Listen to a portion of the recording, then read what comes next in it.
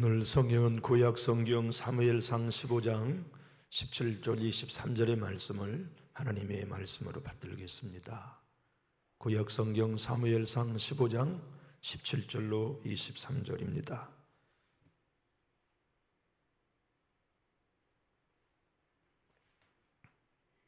유튜브로 예배를 참여하신 분들을 위해서 본문을 합독하시면 좋겠습니다. 사무엘이 이르되 왕이 스스로 작게 여길 그때에 이스라엘 지파의 머리가 되지 아니하셨나이까.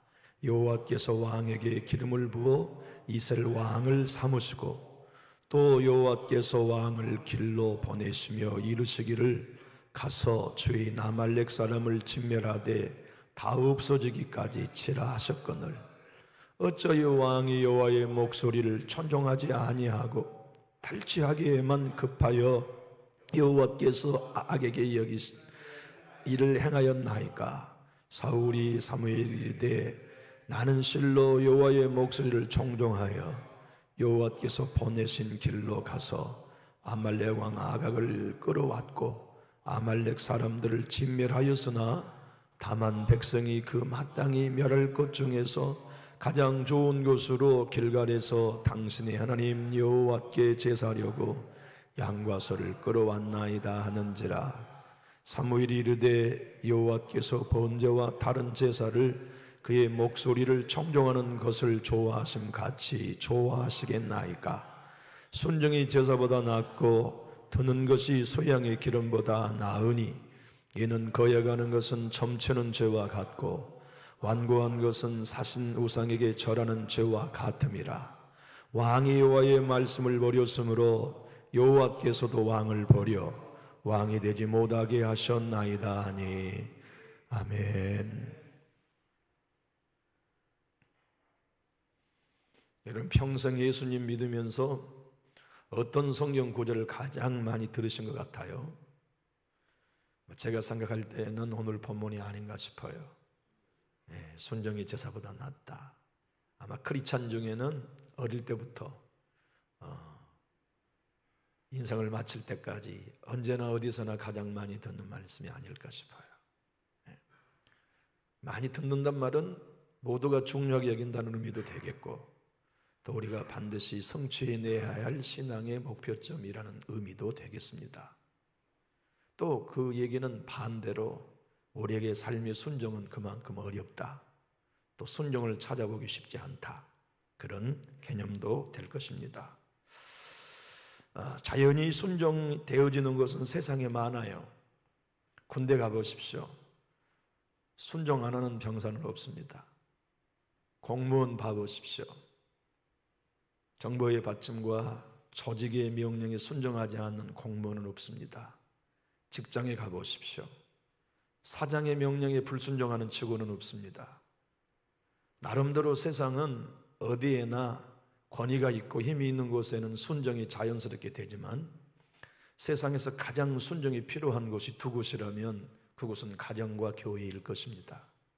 하나, 세상에서 권위 있는 사람들에게 순종하는 것보다 가정에서 순종하는 것이 당연한 일이고 교회에서 순종하는 일이 당연한 일인데 가정과 교회에서만큼 순종을 보기 어려운 것도 우리 신앙생활의 아이러니입니다.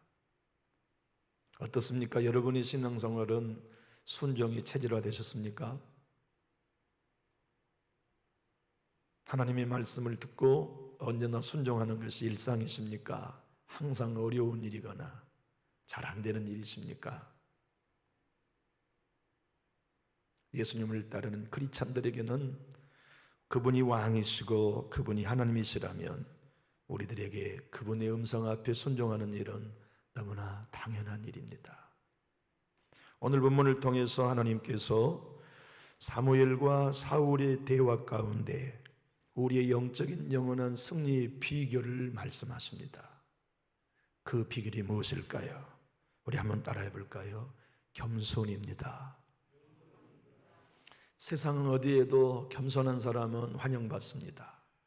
겸손한 사람은 존경받습니다. 겸손한 사람은 귀하게 여김받습니다. 하나님은 겸손한 사람을 가까이 하십니다. 겸손한 사람을 추려서 당신과 동행하는 일을 기뻐하십니다. 그런데 사울 왕은 겸손한 때가 있었지만 지금은 겸손하지 않아요.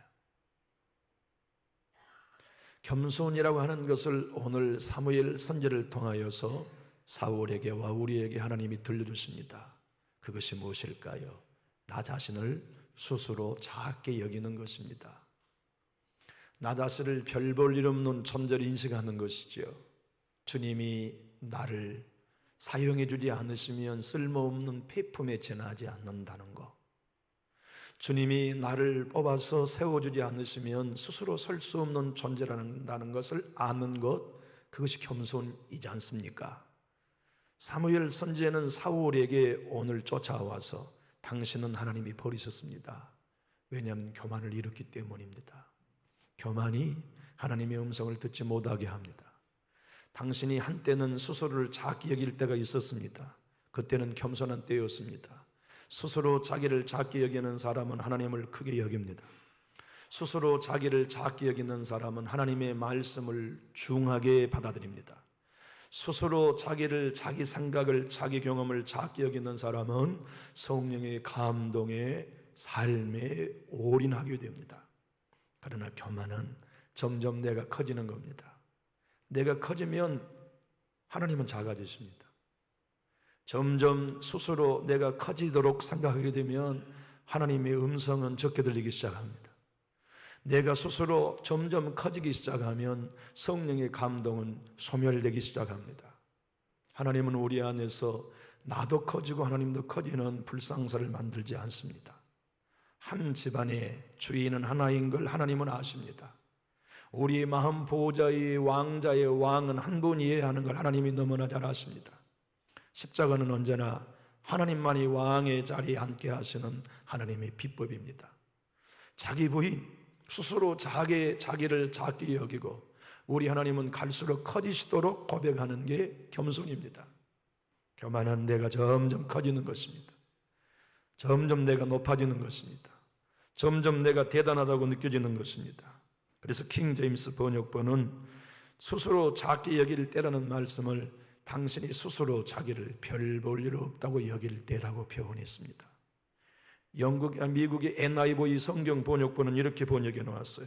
비록 당신이 한때 별 볼 일 없다고 생각할 때, 그때가 겸손한 때였다고 말해요. 여러분은 우리 교회에서 나는 별 볼 일 없는 신자라는 생각이 있으십니까? 저는 나같이 별 볼 일 없는 목사는 없다고 생각합니다. 참 부족한 목사. 하나님이 오늘 또 강단에서 함께 해주지 않으시면 도무지 어떤 선한 영향력을 미칠 수 없는 존재라는 것을 저는 알고 있습니다. 스스로 작게 여기는 것이죠. 겸손을 가장한 포장지는 아닙니다. 겸손해야만은 의무적 멘트도 아닙니다. 제 영으로 느끼는 진심입니다. 저는 강단에 설 때 갈수록 제가 줄어들고 작아지고 하나님이 커지시기를 열망합니다. 우리 교회에서 저를 비롯한 성도 여러분들은 갈수록 작아지고 우리의 공로도 작아지고 업적을 바라보는 것도 작아지고 신앙의 연조를 높이 점수 매기는 것도 작아지고 우리 하나님은 높아지시고 하나님은 커지시고 하나님은 위대해지시고 그분이 모든 걸 하셨고 우리는 모든 혜택을 누린 자라는 이 겸손, 이것이 우리 교회를 가득 채우는 물이 바다 덮음 같은 역사이기를 원합니다. 그곳에 하나님은 일하십니다. 그곳에 하나님은 역사하십니다. 겸손이란 하나님의 전부가 나에게는 아무것도 없다고 고백하는 것입니다. 교만은 나의 삶의 모든 것을 내가 이루었다는 것이고 하나님이 주신 것은 적거나 없다고 생각하는 게 교만입니다. 그러니 우리 하나님은 겸손을 소중히 여기시고 겸손한 자를 함께 동행해 주시는 것이죠. 겸손과 함께 동전으로 치자면 한쪽이 겸손이라면 겸손의 반대표는 순종이에요. 순종은 겸손한 사람만 할 수 있어요. 순종의 길은 겸손한 길을 걷는 사람에게만 일상이 될 수 있어요. 스스로 나를 작게 여기는 사람은 아이같이 어리니 갈 길 모릅니다. 하나님, 주님이 길을 열어주십시오. 스스로 자기를 작게 여기는 사람은 내 능력이 부족하여 담장을 뛰어넘을 수 없으니 하나님의 힘이 되어 담장이 헐어주시고 나에게 세계를 열어주셔야 한다는 고백을 갖게 되지요. 겸손은 말을 갖고 순종은 수레 같아요. 저는 어릴 적 소 달구지를 많이 몰아봤어요. 우리 집 재산 목록은 소였을 뿐더러 우리 집의 모든 물건을 기동하는 최신식 덤프 트럭은 소 달구지였습니다. 그래서 우리 할아버지께서는 소하고 달구지를 제일 소중히 여기셨어요. 저는 아마 한 4, 5살부터 소를 몰 수 있었던 것 같아요. 우리 집 소 등 타고 소도 뜯기기도 했고, 풀 먹인다 그러잖아요.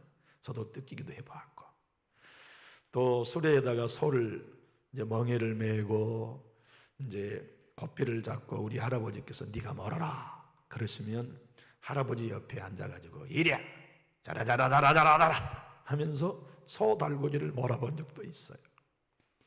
여러분, 우리의 모든 하나님의 뜻을 실는 수레는 순종입니다. 교회가 순종이라는 수레 아래 하나님의 말씀을 싣고 가면 역사가 일어납니다. 근데 교회적으로나 저에게나 여러분에게나 순종의 수레를 끄는 말은 겸손입니다. 스스로 작게 여길 때 우리는 순종이라는 소리를 기꺼이 끌어요. 무거운 사명도 기꺼이 끌어요. 힘들고 어려운 일도 주님이 좋은 계획을 갖고 계신다는 걸 믿고 겸손히 순종을 끌어주어요. 그러한 하나님의 사람들을 주님은 사랑하시고 축복하시며 영원히 동행해 주십니다. 대천덕 전 예수원 원장님이 돌아가시기 전에 나와 하나님이라는 책을 집필해서 우리 한국 사람의 크리스찬들에게 격려해 준 책이 있습니다. 그분은 그 책에서 사실 사울왕, 다윗, 솔로몬 세 3대 이스라엘 왕을 비교해 보면 가장 모범적인 사람이 누구라고 말씀했을까요? 사울 1대 왕, 2대 왕, 다윗 3대 왕, 솔로몬 중에 대천덕 목사님은 어느 왕이 가장 탁월한 왕이었다고 얘기했을까요? 누구? 틀리면 커피 내야 됩니다. 맞으면 커피 한 박스 드릴게요. 누구? 다윗. 다 한 박스 내야겠어요. 사울이에요, 사울. 사울이 가장 위대했대. 그 설명을 한번 들어보세요. 다윗은 전장에 나갈 때도 있었지만 부하들만 전장에 보내고 왕궁에 쉴 때도 있었대요. 근데 사울은 언제나 전장의 맨 앞에 섰어. 그러니까 다윗보다 탁월한. 또 솔로몬 왕은 왕궁 지으려고 세금 엄청 걷었거든요.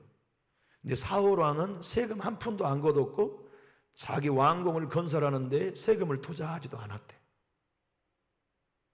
모든 면에서 다윗과 솔로몬을 비교해 보면 사울 왕이 독보적으로 탁월한데 사울 왕이 하나님께 버림받은 유일한 이유는 회개할 줄 몰라서 그렇게 된 거예요.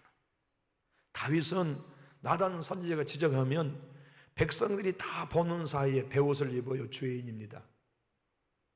그리고 백성들이 다 보는 가운데 자기의 죄를 시인해요. 채로 머리를 뒤집어 씁니다. 나는 죄인입니다. 사람의 체면을 안 봐요. 사람의 평가를 안 봐요. 다윗에게 소중한 것은 하나님과 내 관계예요. 내가 사람에게 무시당해도 하나님이 알아주시면 되고, 내가 사람들에게 존중받는다 해도 하나님께 무시받는다면 내 인생은 그걸로 정치는 삶인 것을 다윗은 알았어요. 다윗은 언제나 하나님의 시선이 중요했습니다. 하나님의 판단이 중요했어요. 헌데 사울왕은 스스로 높아졌어요. 스스로 커졌어요. 그리고 그에게 나타난 병적 현상은 하나님이 나를 어떻게 보시나는 잊어버려요. 하나님이 내 말과 내 생각과 행동을 어떻게 판단하시느냐는 멀찍이 미뤄둬 버려요. 그리고 지금 내 앞에 있는 백성들이 나를 어떻게 보느냐는 체면이 중요해요. 내가 다른 사람들 앞에 선지자의 옥자락을 찢으면서까지도 이렇게 가면 어떡합니까? 선지자님, 내 뒤에 백성들이 나를 어떻게 생각하겠습니까? 이게 사울의 모든 신앙의 실패의 원인입니다. 다윗은 모든 백성들이 바라보는 가운데서도 자기의 치마가 벗겨진 일도 모른지 내 하나님이 들어오시는 법궤를 기뻐하며 찬양하는 그것 때문에 자기의 죄가 드러나면 백주의 맨발로 머리를 부러져치고 모든 백성들이 동정하든 비난하든 상관없이 하나님이 내 형편 보셔야 된다, 하나님이 내 형편 보시고 그분이 나를 인도해 주셔야 한다고 하는 것이 다윗이 훌륭하게 하나님 앞에 쓰임받은 이유였다는 거예요. 대천동 목사님은 더욱 이렇게 말합니다. 사울왕의 실패 원인은 체면 묶여진 것 때문에 그는 실패한 왕이 되었다고요. 제가 목회하면서도 하나님의 뜻을 묻고 그분이 원하신다면 기쁨으로 감내하고 혹여 교회 공동체에서 담임 목사로 무시받는 자리에 간다 할지라도 내 하나님이 원하신다면, 내 하나님이 기뻐하신 일이라면 그 길을 걸을 수 있다면 제가 얼마나 복된 목회자일까요? 여러분도 주님의 교회를 섬기고 인생을 살아가시는 올당한 내 하나님이 기뻐하신 일이 이것이다, 그래서 사람의 체면을 생각하지 않고 낮아지는 길, 내 하나님이 나를 통해 우리 교회를 하나 되게 하기 위해서 나로 먼저 바보 되게 하신다, 낮아지게 하신다, 난 기꺼이 그분이 원하시기 때문에 그 길을 걸어갈 수 있다. 나는 사람의 체면이 중요한 게 아니라 하나님이 어떻게 판단해 주시느냐가 중요하다.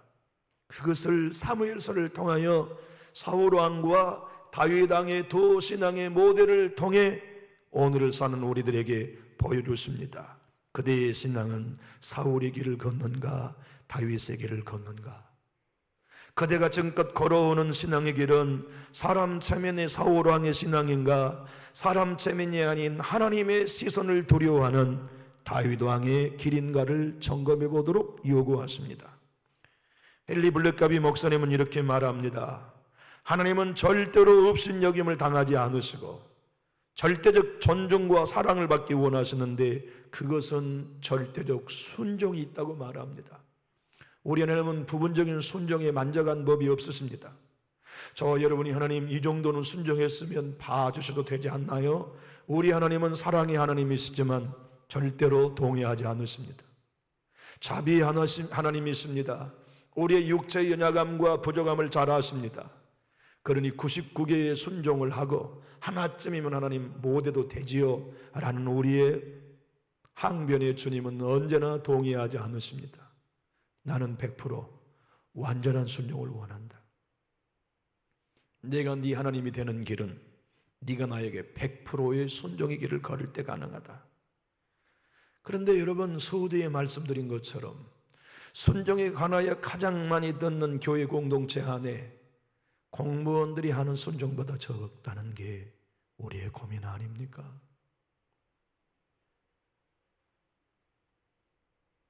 순종이라는 얘기를 평생 듣지만 순종에 훈련된 그리스도인들을 찾아보기란 어려운 시대에 우리가 살고 있다는 것이 우리의 민낯이 아닐까요? 어떻습니까?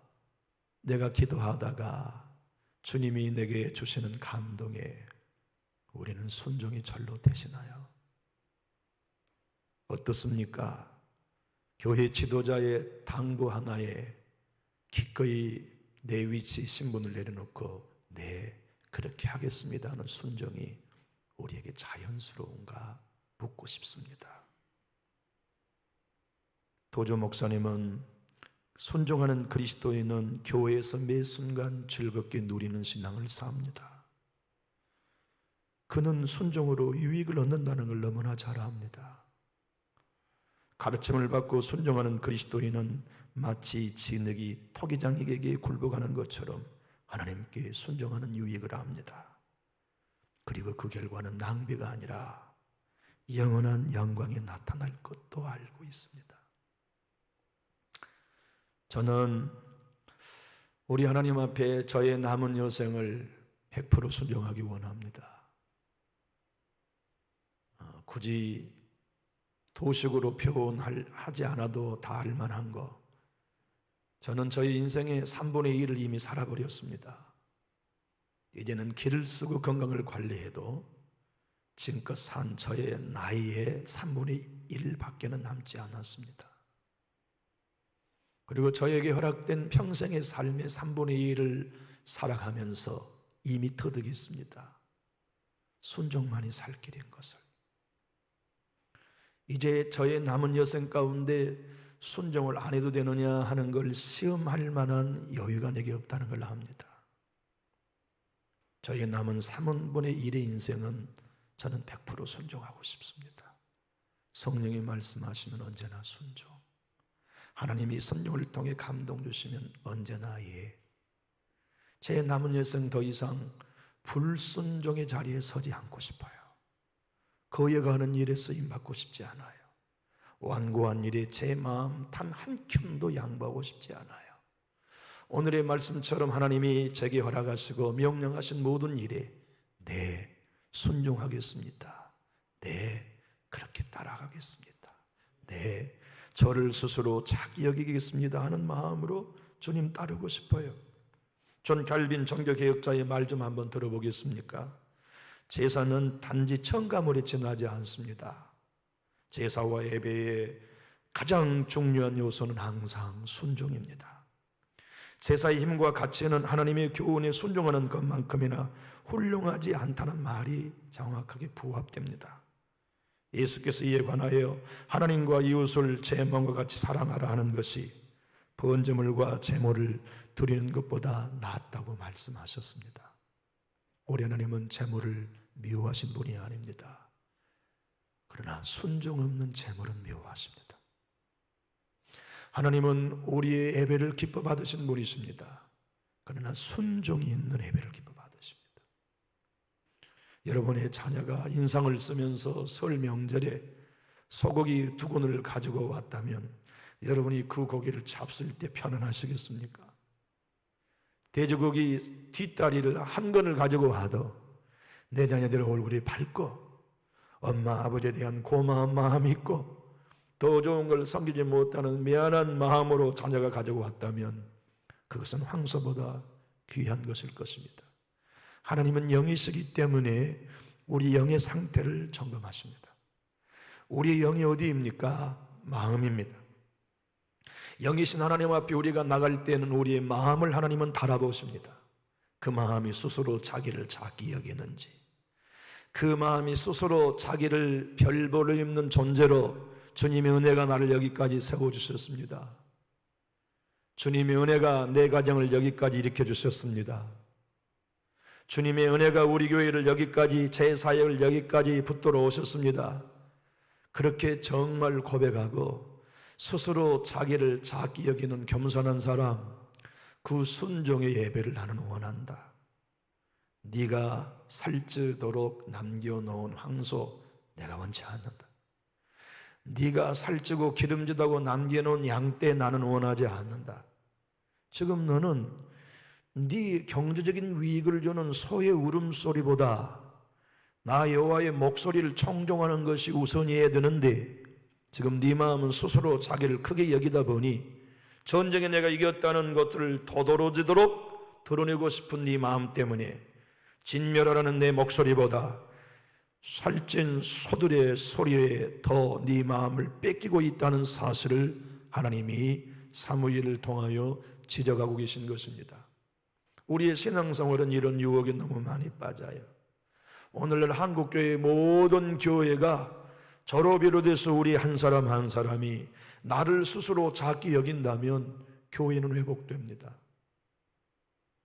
내가 충성하며 걸어온 삶의 모든 족적이 나를 스스로 높게 여기는 내 업적이라고 계산에 넣지 아니하고 하나님의 은혜였습니다, 주님 덕분이었습니다 하고 우리 스스로를 작게 여길 수만 있다면 한국교회는 세상의 빛으로 단순간 복원될 것입니다.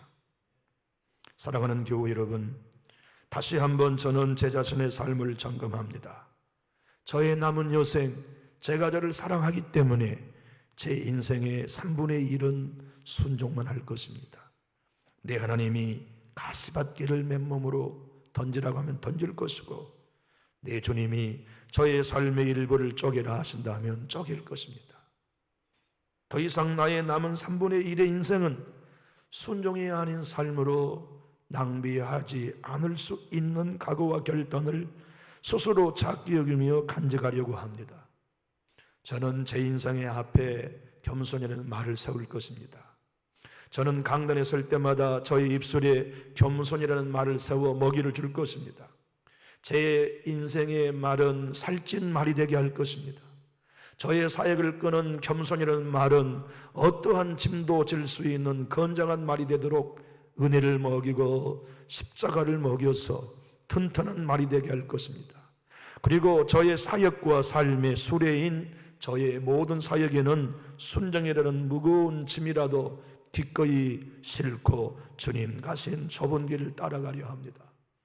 또 하나, 오늘 사무엘을 통하여서 사울에게 하시는 말씀, 우리에게 하시는 말씀에 아주 중요한 핵심의 원리가 있습니다. 하나님이 좋아하시는 게 뭔가 하는 겁니다. 하나님이 기뻐하시는 것이 정작 무엇이냐, 그것을 주님은 오늘 사무엘을 통해 우리에게 들려주십니다.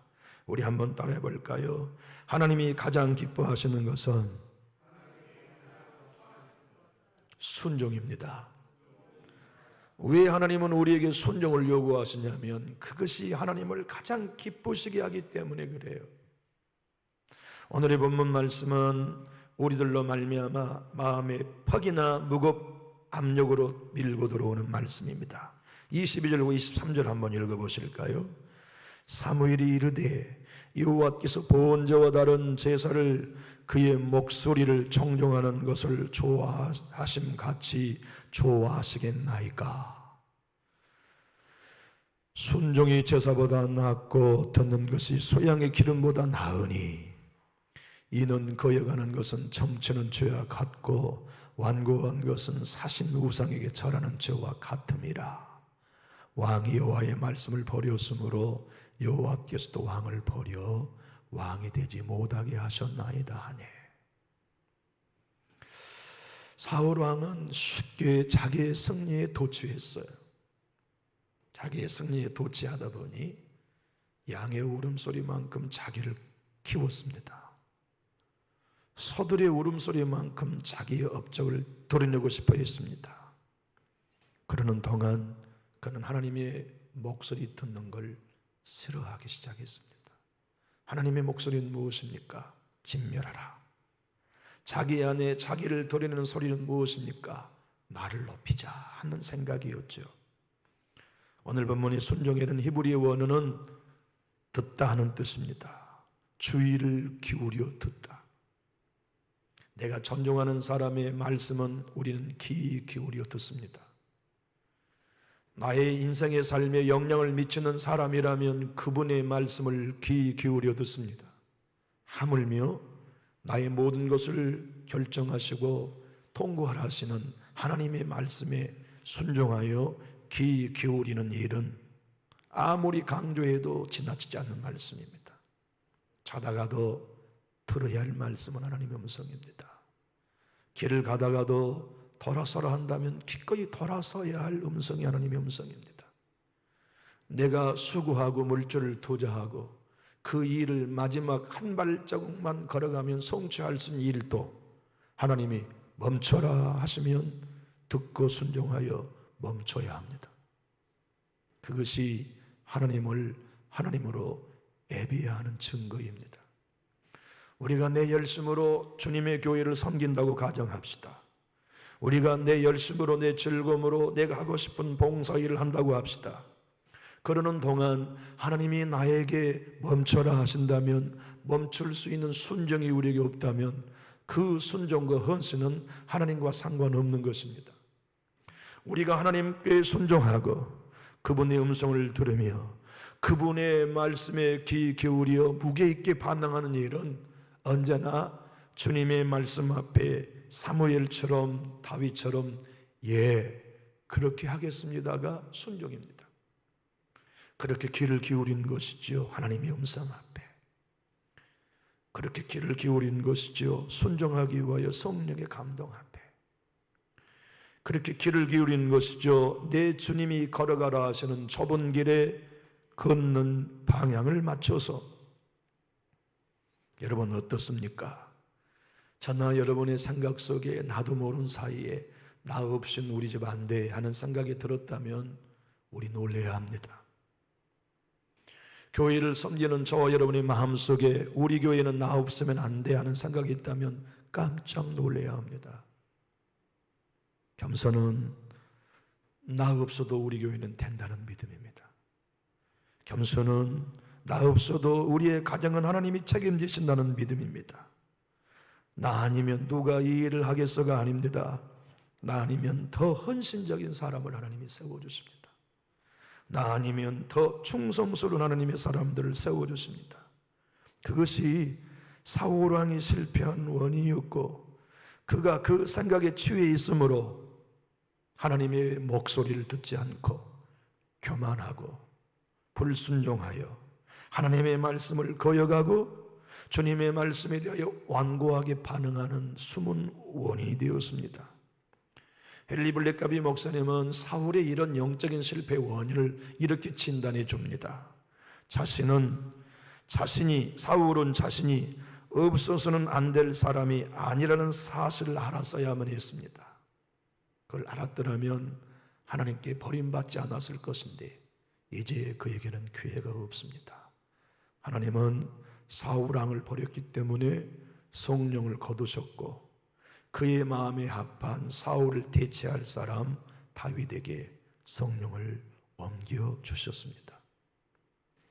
사랑하는 성도 여러분, 우리 하나님은 은혜의 하나님이 맞습니다. 자비의 하나님이 맞습니다. 어떤 일이 있어도 긍휼을 베푸신 하나님인 게 맞습니다. 그렇다고 선을 넘어도 된다는 걸 용납한 하나님은 아니십니다. 여러분과 저로 말미암아 모든 것을 용서하실 수 있지만 그렇다고 선을 넘어도 된다는 것을 용인한 하나님은 아니십니다. 하나님이 우리의 신앙을 성장시키시고 은혜를 더욱 충만시켜 주신다면 우리로 알게 하십니다. 여기까지 내가 선을 넘으면 안 되는 사람, 안 되는 신앙의 길을 우리로 인식하게 하십니다. 사울은 넘어서는 안 되는 길로 넘어갔기 때문에 돌아올 기회를 뺏긴 겁니다. 헨리 블랙가비 목사님은 오늘 본문을 이렇게 해석합니다. 하나님은 자비의 하나님이시지만 성경을 통하여 선을 넘어서는 안 되는 부분이 있다는 것을 정확하게 말씀하고 계시는 부분이 오늘 본문입니다. 사울은 두 번 다시 기회가 주어지지 않았습니다. 사무엘은 사울에게 이렇게 얘기했어야 했습니다. 하나님이 당신을 버리셨습니다. 당신은 돌아올 수 없는 선을 건너갔습니다. 이제 당신은 회개할 기회도 없고 하나님 앞에 보호자를 지킬 기회도 아무것도 남아있지 않습니다. 우리는 하나님의 사랑을 압니다. 긍휼을 압니다. 자비와 은혜를 알지만 내가 언제든지 넘나드는 선이 있어도 하나님은 용인하실 수 있도록 우리는 착각합니다. 그러나 신앙이 성장하면 알게 됩니다. 은혜의 하나님은 선을 넘으면 돌아올 기회가 없기 때문에 은혜로 우리를 지키십니다. 자비의 하나님은 선을 넘으면 인생의 가장 중요한 모든 걸 잃기 때문에 자비를 베푸셔서 그 선의 경계선을 분명히 인식하게 하십니다. 그러므로 겸손한 사람은 선을 가지고 있습니다. 내가 넘어갈 수 있는 선, 내가 대화하면서 여기까지 내가 넘어가지 않으려고 하는 선, 신앙생활을 살아가면서 사람들과의 관계를 통하여 나는 여기까지는 넘어가지 않으려고 하는 자기 안의 선을 가지고 대화합니다. 자기의 선을 가지고 상대합니다. 자기의 선을 가지고 교회 공동체를 섬기게 됩니다. 오늘 선을 넘는 것을 뭐라고 하나님은 표현하시냐면 거역과 완고함이라고 표현했습니다. 히브리 원어의 거역과 완고함은 너무나 무서운 말입니다. 얼마나 무서운 말씀이냐면 거역하는 건 무당집에 가서 점치는 죄와 같게 하나님은 여기신다는 겁니다. 거역 완고한 것은 우상에게 절한 것과 같은 똑같은 죄로 하나님이 취급하신다는 것입니다. 여러분, 사실 세상 사람은 하나님의 말씀에 완고할 기회가 없습니다. 하나님의 말씀을 거역할 기회도 그들은 없었습니다. 교회 안에 우리들에게만이 하나님의 말씀에 순종할 기회도 있는 동시에 우리들만이 하나님의 말씀을 거역하고 살아왔습니다. 절에 있는 사람들은 하나님의 말씀 완고하지 않습니다. 하나님의 말씀 거역하지 않습니다. 그러나 예배당에 나와 있는 크리스찬들이 하나님의 말씀에 완고합니다. 완고한다는 뜻은 앞에서 뒤에서 밀려가지 않으려고 다리에 힘을 주고 빳빳이 서서 가슴을 펴고 있다는 뜻이 완고함이란 뜻입니다. 그러므로 여러분, 신앙생활 할 때 저는 여기서 설교하고 여러분은 회중석에 앉아 말씀을 들으면서도 저 말은 나와 맞지 않아 하고 우리 스스로 하나님의 말씀 앞에 완고함으로 반응한 때가 여러분 헤아릴 수 없이 많았다는 게 솔직한 우리 고백 아닙니까? 그러므로 우리는 하나님의 말씀에 대하여 거역하며 완고한 지난날의 경험이 복채를 들고 점집에 가는 죄와 똑같았다는 것을 인식하지 못한 채 우리는 신앙해 왔습니다. 그것을 아는 그리스도인이라면 자신을 두렵고 떨림으로 구원을 이루는 길에 밀어넣습니다. 그것을 아는 사람은 히브리서 3장 15절로 19절의 말씀처럼 하나님이 고통 중에 신음하는 초대교회 성도들에게나 오늘을 사는 우리들에게 하시는 말씀을 사무엘서와 비춰서 정확하게 이해할 수 있습니다. 선정이 일렀을 오늘 너희가 그의 음성을 듣거든 경노하게 하시던 것 같이 너희의 마음을 완고하게 하지 말라 하였으니 듣고 경노하게 하던 자가 누구냐? 모세를 따라 애굽에서 나온 모든 사람이 아니냐? 또 하나님이 40년 동안 누구에게 노하셨느냐? 그들의 시체가 광야에 엎드려진 범죄한 자들에게가 아니냐? 또 하나님이 누구에게 맹세하사 그 안식에 들어오지 못하리라 하셨느냐? 곧 순종하지 아니하던 자들에게가 아니냐?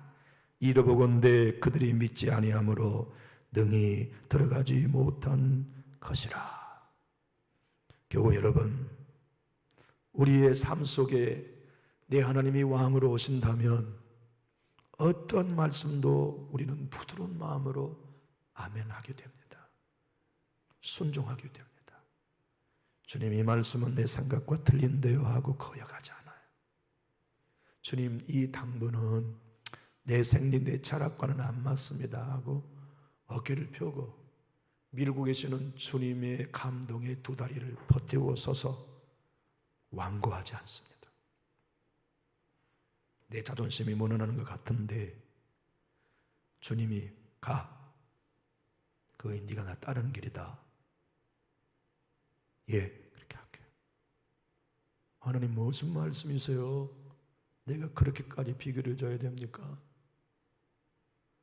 하나님 무슨 말씀이세요? 내가 그렇게까지 낮아져야 합니까? 꼭 나를 그렇게 하셔야겠습니까?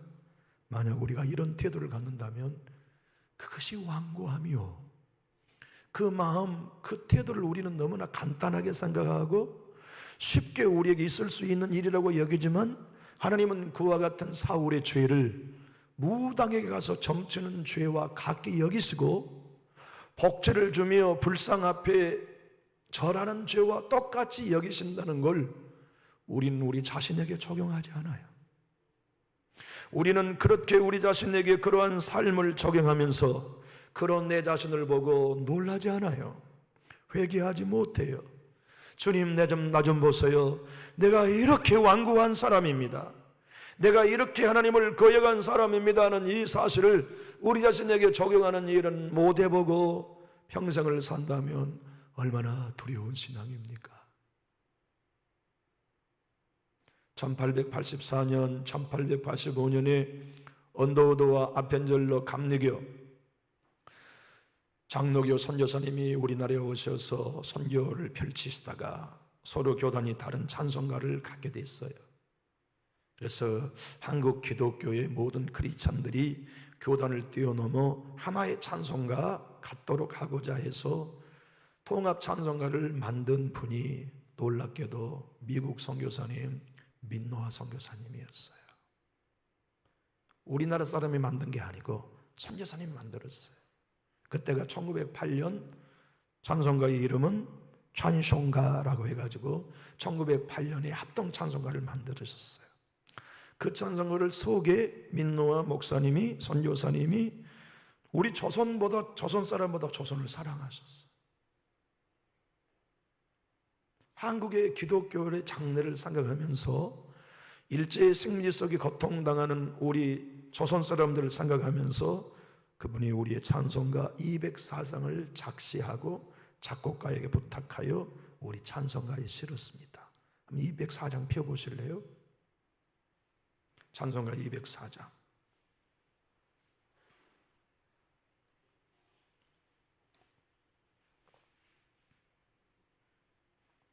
화면 한번 띄워주실래요? 찬송가 204장.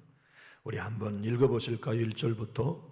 주의 말씀 듣고서 준행하는 자는 반석 위에 터 닦고 집을 지음 같아. 비가 오고 물나며 바람 부딪혀도 반석 위에 세운 지 무너지지 않네. 잘 짓고 잘 짓세, 잘 짓고 잘 짓세, 만석 위에 우리 집 잘 짓세. 우리 한번 찬양해 봅시다. 1절부터.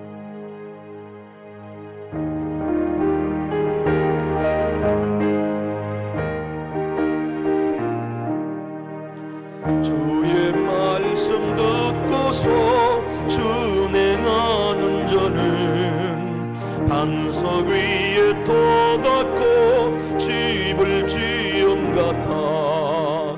비가 오고 물나며 바람 부딪혀도 반석 위에 세운 지 무너지지 않네. 잘 짓고 잘 짓세, 우리 집 잘 짓세. 만세 반석 위에다 우리 집 잘 짓세. 주의 말씀 듣고도 행치 않는 자는 모래 위에 터 닦고 집을 지음 같아. 비가 오고 물나며 바람 부딪힐 때 모래 위에 세운 집 크게 무너지네. 잘 짓고 잘 짓세, 우리 집 잘 짓세.